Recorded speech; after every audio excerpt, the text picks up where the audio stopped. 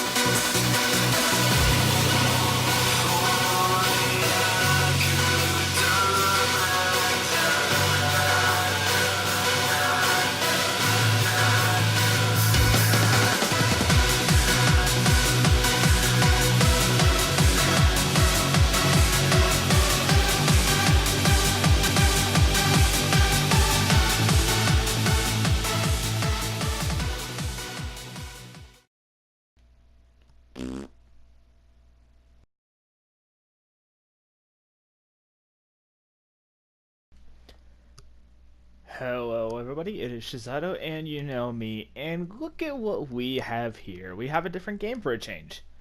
This is it's gonna be a more of a Shazoto's play slash Shazoto's review thing. It's gonna be the first actual full-on review on the channel. But let's start off with Driveclub. This is a game that I probably haven't mentioned on the chat before. Oh, not the chat, but I mean the channel before. And what Driveclub really is just a racing game for, it's a PlayStation exclusive racing game. You can see in the background just some couple of various clips in there. So what do I think of the game? Well, it's really good in my opinion. I mean, it's like one of those in between things with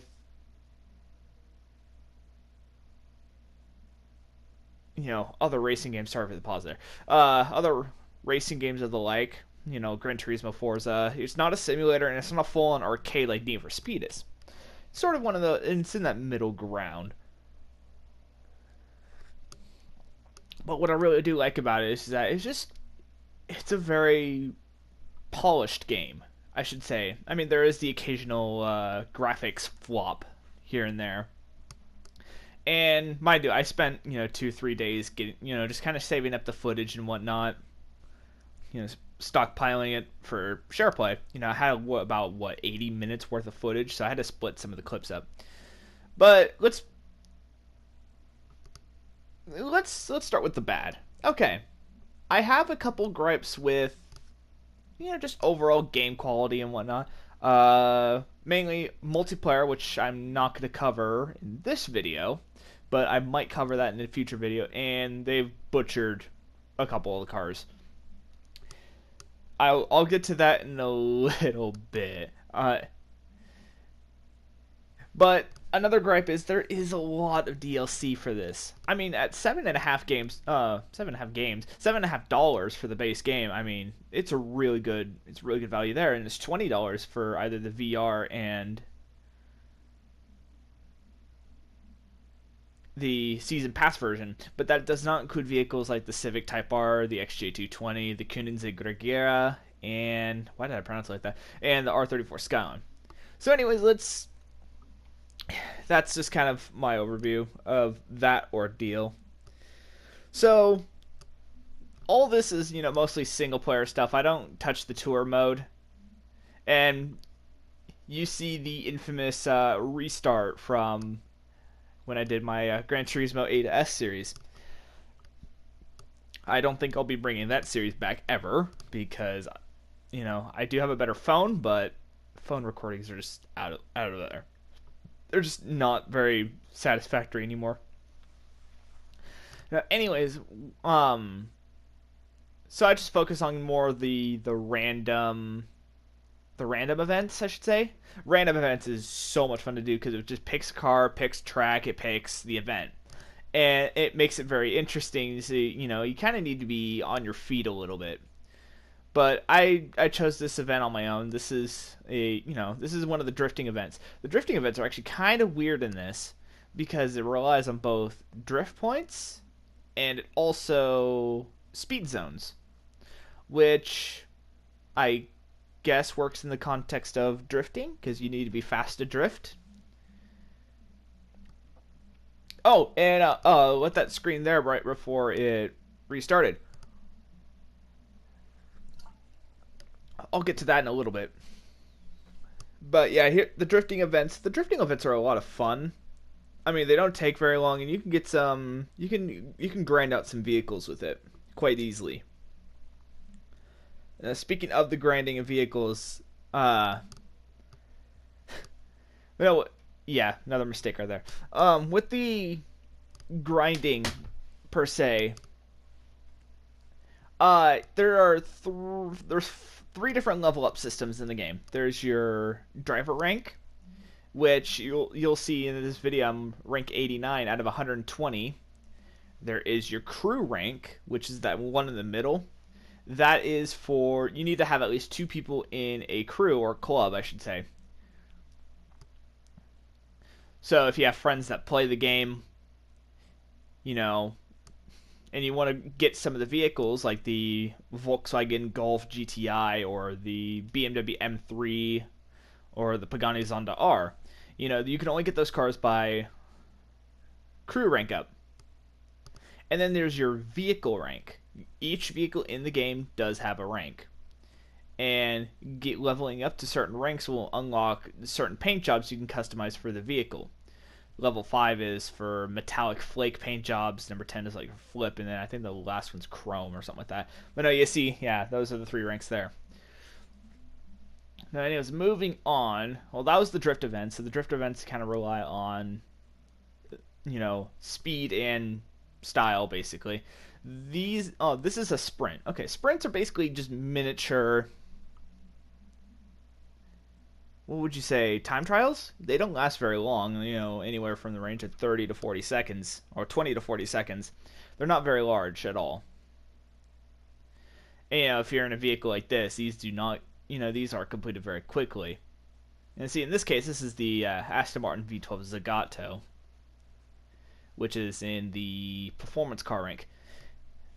And then the next clip is the Corvette ZR1, which is a season pass exclusive vehicle.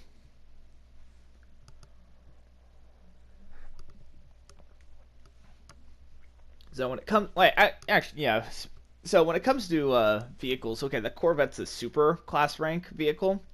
Aston Martin's performance. There are 5 different rankings of vehicles, starting from hot hatch, sports, performance, super, and hyper. And then there's a bonus vehicle, which is the Wombat Typhoon. There's also motorcycles in the game, but I'll probably cover that in a separate video because I haven't gotten overly far on the bikes. And also, if you didn't know, this review is coming at the end of December 2016, which means the final update of the game has been done, which means tracks like these urban tracks have been added from the VR version of the game. The VR version of the game, actually, I've heard that have made people quite literally sick from motion sickness. So yeah, I thought that was rather surprising. And yes, in this video, you'll see an exploit that I do. Also, there's a small Easter egg in one of the clips. Let's see if you guys can figure that out. So corner penalty, yeah, you cut through there. You get a corner penalty for it, but since it's that area is so short.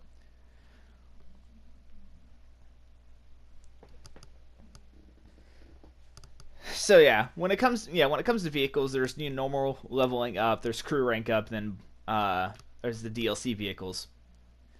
And see, now we're just onto proper time trial. We're on a circuit. This is a good showing as to what I am necessarily capable of when it comes to getting a hulking 4,300-pound roadster around a not so high-speed track. I mean, I go a couple laps around here and whatnot, try to beat some of the AI, or the ghost vehicles, I should say. And that's one thing I really do like about this game, is that it's a very socially accepting game. Also, in the single player, it incentivizes clean driving, because if you hit a wall, you lose 100 points, and if you hit a car, you lose 200 points. I mean, if you get like an intentional hit, or if they see it as an intentional hit.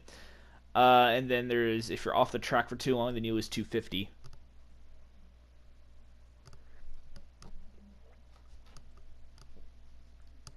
So yeah, there's those kinds of things that happen within the game, and for the most part, it's just, I like how the game works.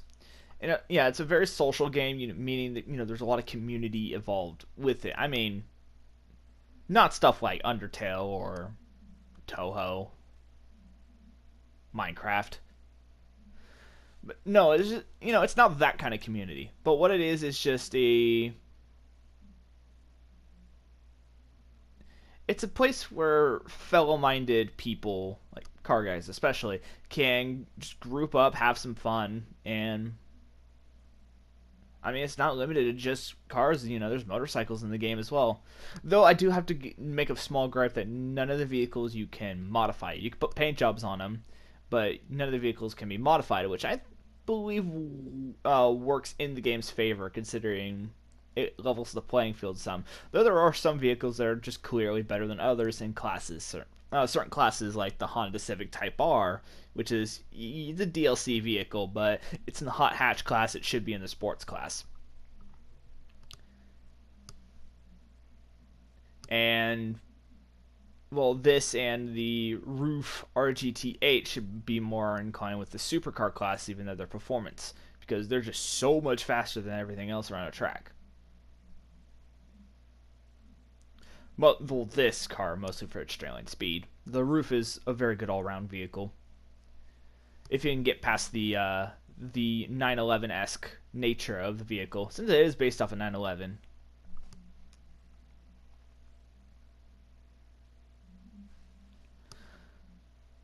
So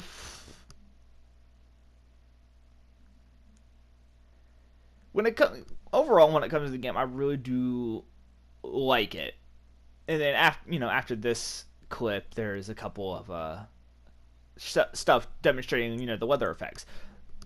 On the graphics side, this is probably one of the best racing games out there on the graphic standpoint. I will say that happily, considering stuff. It's competing in a similar ballpark to Assetto Corsa, upcoming Gran Turismo Sport, which I am looking very much forward to. That is one of the games I want the most right now.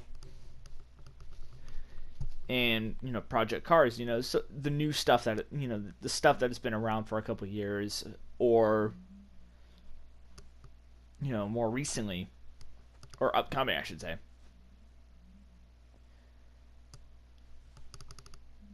So when it really does come to this sort of stuff, this is punching into a fairly large field, actually.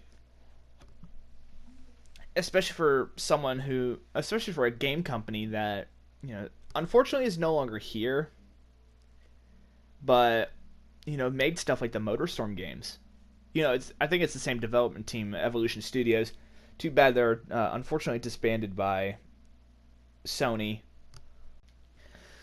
So yeah, best of luck to them and whatnot. Anyways, so yeah, overall, I just really do enjoy the game. So I finished this clip, and then to the wet weather stuff. I mean, you just need to take a look at what this game is capable of. I mean, mind you, this was made back in 2014. This is less than a year after Gran Turismo 6 came out, and look at that. I mean, yes, this is the Civic Type R I was mentioning. This is a one make that I did with some bots and whatnot. And I will say this about the AI: they do not like to get off of the racing line. They're hell bent on staying on that racing line. I tried moving out of the way there. Nope, lose 15 miles an hour. Right there. I mean, overall, this just has a good selection of vehicles. It's like the Civic, or, for example, this Mercedes. This is another random event. I do like the paint job that I did for this. Speaking of paint jobs, you can customize up to 16 normal ones. With using like templates and stuff and changing colors and whatnot, adding your club symbol, etc. Then the special rank up paints as well.